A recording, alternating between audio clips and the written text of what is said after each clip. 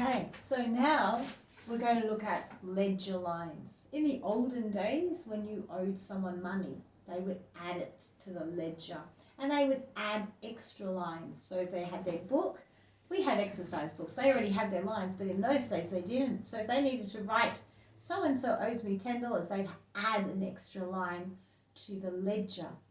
And so for music, when we run out of room on our stave, we add extra lines to the ledger.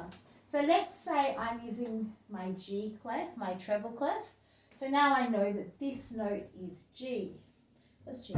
G, F, E, D, C. So I want to go down. My G, F, E, D. Oh no, I've run out of lines. Now I could add a big line like this and then draw my C. And then I can draw my B. But I've run out of lines again if I want to go down to A, so I need to add another line. And there's my A. And it's getting a bit tricky to read, isn't it? But there's my G. And here's my F. And now I've got so many lines. It's getting confusing. So what they did in music, instead of having all of the line, sometime in the 1700s, they decided that they just give that note its own little line. And so if I just rub out all this just so it's not looking like a big mess, there's C with his sword through his head. Hopefully the mark is dark enough you can see the sword through his head. That's his little ledger line.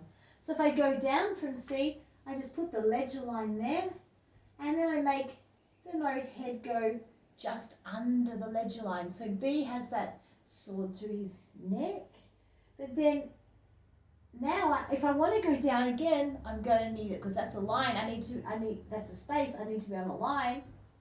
So now I need two lines. And so there it is. So C, B, A. And A has two lines. One there through his body and one through his head. And again, if I want to go down again, I go down to the space under there. But I still need that line. Otherwise, I don't know how many lines to count down. So always add lines. I can't just put a note here and go, hey, play that note. You have no idea what note it is because you can't see how many lines are there. But we just use our lines the same way as these lines, C, B, A, G. And if I wanted to be on the next line, F.